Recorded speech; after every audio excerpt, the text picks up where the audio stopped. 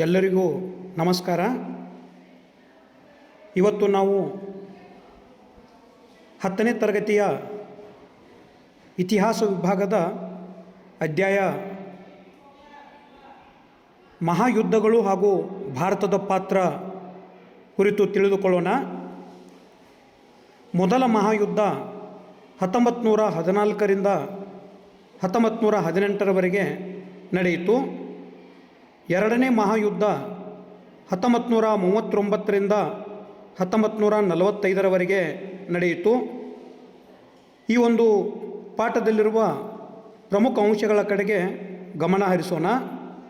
ಮೊದಲನೇ ಪ್ರಶ್ನೆ, ಕದನ ಬಾಂಧವ್ಯತ್ರಯ ಮೈತ್ರಿಕೂಟದ ರಾಷ್ಟ್ರಗಳು ಯಾವುವು? ಬ್ರಿಟನ್, ಫ್ರಾನ್ಸ್ ಮತ್ತು ರಷ್ಯಾ. ಎರಡನೇ ಪ್ರಶ್ನೆ, ಕದನ ಸೌಹಾರ್ದತೆಯ ಮೈತ್ರಿಕೂಟದ ರಾಷ್ಟ್ರಗಳು ಯಾವುವು? ಕದನ ಸೌಹಾರ್ದತೆಯ ಮೈತ್ರಿಕೂಟದ ರಾಷ್ಟ್ರಗಳು ಜರ್ಮನಿ, ಆಸ್ಟ್ರಿಯಾ ಮತ್ತು ಹಂಗೇರಿ, ಇಟಲಿ. ಮೂರನೇ ಪ್ರಶ್ನೆ, ಮೊದಲ ಮಹಾಯುದ್ಧಕ್ಕೆ ಕಾರಣಗಳೇನು? ಅತಿಯಾದ ಮಿಲಿಟರೀಕರಣ, ಬಲಾಢ್ಯ ರಾಷ್ಟ್ರಗಳ ಮಧ್ಯೆ ಮೈತ್ರಿಕೂಟಗಳ ರಚನೆ, ಅತಿಯಾದ ರಾಷ್ಟ್ರೀಯತೆ, ಸಾಮ್ರಾಜ್ಯವಾದದ ನೀತಿಗಳು. ಈ ಎಲ್ಲ ಅಂಶಗಳು ಮೊದಲ ಮಹಾಯುದ್ಧಕ್ಕೆ ಕಾರಣಗಳಾದವು. ಪ್ರಶ್ನೆ 4, ಮೊದಲ ಮಹಾಯುದ್ಧಕ್ಕೆ ತಕ್ಷಣದ ಕಾರಣವೇನು? ಜುಲೈ 28ರಂದು ಆಸ್ಟ್ರಿಯಾದ ರಾಜಕುಮಾರ ಆರ್ಕ್ ಡ್ಯೂಕ್ ಫ್ರಾನ್ಸಿಸ್ ಫರ್ಡಿನಾಂಡನ ಹತ್ಯೆಯಾಯಿತು. ಈ ಘಟನೆ ಆಸ್ಟ್ರಿಯಾ ಮತ್ತು ಸರ್ಬಿಯಾ ದೇಶಗಳ ನಡುವಿನ ಬಿಕ್ಕಟ್ಟಿಗೆ ಕಾರಣವಾಯಿತು. ಜುಲೈ 28ರಂದು ಆಸ್ಟ್ರಿಯಾದ ರಾಜಕುಮಾರ ಆರ್ಕ್ ಡ್ಯೂಕ್ ಫ್ರಾನ್ಸಿಸ್ ಫರ್ಡಿನಾಂಡ್ ಸರ್ಬಿಯಾದ ರಾಜಧಾನಿಗೆ ಭೇಟಿ ನೀಡಿದ್ದ. ಅಲ್ಲಿ ಸರ್ಬಿಯಾದ ಒಬ್ಬ ಪ್ರಜೆ ಆಸ್ಟ್ರಿಯಾದ ರಾಜಕುಮಾರನನ್ನು ಹತ್ಯೆ ಮಾಡಿದನು. ಸಿಟ್ಟಿಗೆದ್ದು ಆಸ್ಟ್ರಿಯಾ ಸರ್ಬಿಯಾದ ಮೇಲೆ ಯುದ್ಧ ಘೋಷಿಸಿತು. 5ನೇ ಪ್ರಶ್ನೆ, ರಷ್ಯಾದ ಸಮಾಜವಾದಿ ಕ್ರಾಂತಿ ಯಾವಾಗ ಸಂಭವಿಸಿತು? 1917. ಮೊದಲ ಮಹಾಯುದ್ಧದ ಒಪ್ಪಂದ ಯಾವುದು? ವರ್ಸಲ್ಸ್. 6ನೇ ಪ್ರಶ್ನೆ, ಮೊದಲ ಮಹಾಯುದ್ಧದ ಒಪ್ಪಂದ ಯಾವುದು? ವರ್ಸಲ್ಸ್. ಪ್ರಶ್ನೆ 7, ಮೊದಲ ಮಹಾಯುದ್ಧದ ನಂತರ ಸಂಭವನೀಯ ಯುದ್ಧ ತಡೆಗಟ್ಟಲು ಹುಟ್ಟಿಕೊಂಡ ಸಂಸ್ಥೆ ಯಾವುದು? ರಾಷ್ಟ್ರಸಂಘ. ಎರಡನೇ ಮಹಾಯುದ್ಧಕ್ಕೆ ಕಾರಣವೇನು? ಜರ್ಮನಿಯು ಪೋಲೆಂಡ್ ಮೇಲೆ ದಾಳಿ ಮಾಡಿದ್ದು ಎರಡನೇ ಮಹಾಯುದ್ಧಕ್ಕೆ ಕಾರಣ. ಪ್ರಶ್ನೆ 9, ನಾಜಿ ಪಕ್ಷದ ಸ್ಥಾಪಕ ಯಾರು? ಹಿಟ್ಲರ್. ಪ್ರಶ್ನೆ 10, ರಾಷ್ಟ್ರೀಯ ಫ್ಯಾಸಿಸ್ಟ್ ಪಕ್ಷದ ಸ್ಥಾಪಕ ಯಾರು? ಮುಸೋಲಿನಿ. ನಾಜಿ ಪಕ್ಷದ ಸ್ಥಾಪಕ ಹಿಟ್ಲರ್, ಫ್ಯಾಸಿಸ್ಟ್ ಪಕ್ಷದ ಸ್ಥಾಪಕ ಮುಸೋಲಿನಿ. ಇಲ್ಲಿ ನೀವು ಕನ್ಫ್ಯೂಸ್ ಮಾಡ್ಕೊಳ್ಳೋಕೆ ಹೋಗ್ಬೇಡ್ರಿ. Nazi Hitler, fascist Mussolini. Nazi ಸಿದ್ಧಾಂತ ಜರ್ಮನಿಯನ್ನು ಹಾಳು ಮಾಡಿತು ಹೇಗೆ ವಿವರಿಸಿ. ಅಥವಾ ಹಿಟ್ಲರ್ನ ಕುರಿತು ಯಾವುದೇ ತೆರನಾಗಿರ್ತಕ್ಕಂಥ ಪ್ರಶ್ನೆ ಬಂದರೂ ಕೂಡ ಇದೇ ಆನ್ಸರನ್ನು ನೀವು ಬರೆಯಬೇಕಾಗುತ್ತದೆ. ಜಗತ್ತಿನಲ್ಲಿ ಶ್ರೇಷ್ಠ ಜನಾಂಗವೆಂದರೆ ಆರ್ಯ ಜನಾಂಗ. ಜಗತ್ತನ್ನು ಆಳಲು ಕೇವಲ ಜರ್ಮನರು ಮಾತ್ರ ಯೋಗ್ಯರು. ಉಳಿದ ಜನಾಂಗಗಳು ಕೇವಲ ಆಳಿಸಿಕೊಳ್ಳಲು ಮಾತ್ರ ಯೋಗ್ಯರು. ಜರ್ಮನ್ನರ ಎಲ್ಲ ಸಮಸ್ಯೆಗಳಿಗೆ ಯಹೂದಿಗಳೇ ಕಾರಣ. ಜರ್ಮನ್ ಹಿಂದುಳಿಯಲಿಕ್ಕೆ ಕಮ್ಯುನಿಸ್ಟರು, ಕ್ಯಾಥೋಲಿಕ್ಕರು, ಸೋಷಿಯಲಿಸ್ಟರು ಕೂಡ ಕಾರಣರು. ಇವರೆಲ್ಲರಿಗೂ ಜರ್ಮನಿಯಲ್ಲಿ ಬದುಕುವ ಹಕ್ಕಿಲ್ಲ ಎಂಬ ಪ್ರಬಲ ವಾದವನ್ನು ಮಂಡಿಸಿದ. ಹೀಗೆ ರಾಷ್ಟ್ರೀಯವಾದ ಬೆಳೆದು ಜರ್ಮನಿಯು ಸಂಪೂರ್ಣವಾಗಿ ಈ ನಾಜಿ ಸಿದ್ಧಾಂತ ಹಾಳು ಮಾಡಿತ್ತು ಎಂದರೆ ತಪ್ಪಾಗಲಾರದು. ಪ್ರಶ್ನೆ 12. ಹಿಟ್ಲರ್ ಜನಾಂಗೀಯ ದ್ವೇಷ ಪ್ರಸಾರ ಮಾಡಲು ನೇಮಿಸಿದ ಮಂತ್ರಿ ಯಾರು? ಜನಾಂಗೀಯ ದ್ವೇಷವನ್ನು ಪ್ರಸಾರ ಮಾಡಲು ಹಿಟ್ಲರ್ ನೇಮಿಸಿದ ಮಂತ್ರಿ ಗೋಬೆಲ್ಸ್. ಹಿಟ್ಲರ್ ರಚಿಸಿದ ಕ್ರೌರ್ಯ ಪಡೆಯ ಹೆಸರೇನು? ಬೂದು ಅಂಗಿದಳ, ಬ್ರೌನ್ ಶರ್ಟ್. ಪ್ರಶ್ನೆ 14. ಫ್ಯಾಸಿಸ್ಟ್ ವಾದದ ಲಕ್ಷಣಗಳಾವವು?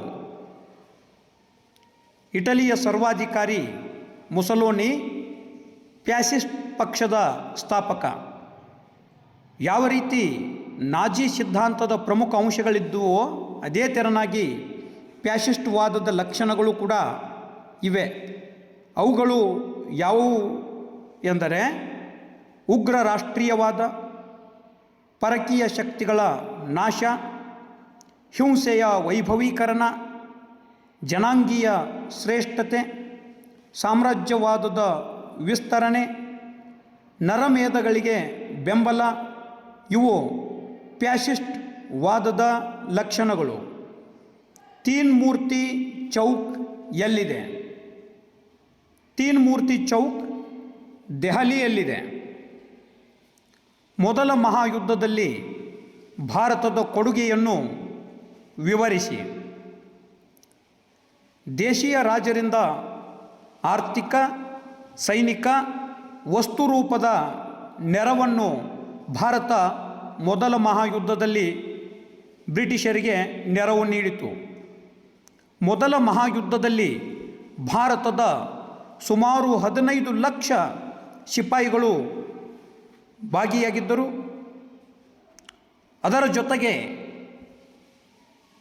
1,72,815 ಪ್ರಾಣಿಗಳ ಸರಬರಾಜನ್ನು ಮೊದಲ ಮಹಾಯುದ್ಧದಲ್ಲಿ ಭಾರತವು ಮಾಡಿತ್ತು. ಹಾಗೆಯೇ ಭಾರತ ಈ ಒಂದು ಯುದ್ಧದಲ್ಲಿ 7 ಕೋಟಿ ಯುದ್ಧ ಸಾಮಗ್ರಿಗಳ ಪೂರೈಕೆಯನ್ನು ಮಾಡಿತ್ತು. ಅದರ ಜೊತೆಗೆ 6 ಲಕ್ಷ ರೈಫಲ್ಗಳನ್ನು ಸರಬರಾಜು ಮಾಡಿತ್ತು. ಅಲ್ಲದೆ ಅನೇಕ ಕಚ್ಚಾ ವಸ್ತು, ಮ್ಯಾಂಗನೀಸ್, ಅಬ್ರಕ್, ಚಹಾ, ರಬ್ಬರ್ ಮುಂತಾದ ವಸ್ತು ಭಾರತದಿಂದ ಸರಬರಾಜು ಮಾಡಲಾಗಿತ್ತು.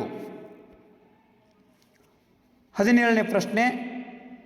ಮೊದಲ ಮಹಾಯುದ್ಧದಲ್ಲಿ ಮೈಸೂರು ಸಂಸ್ಥಾನದ ಪಾತ್ರವೇನು?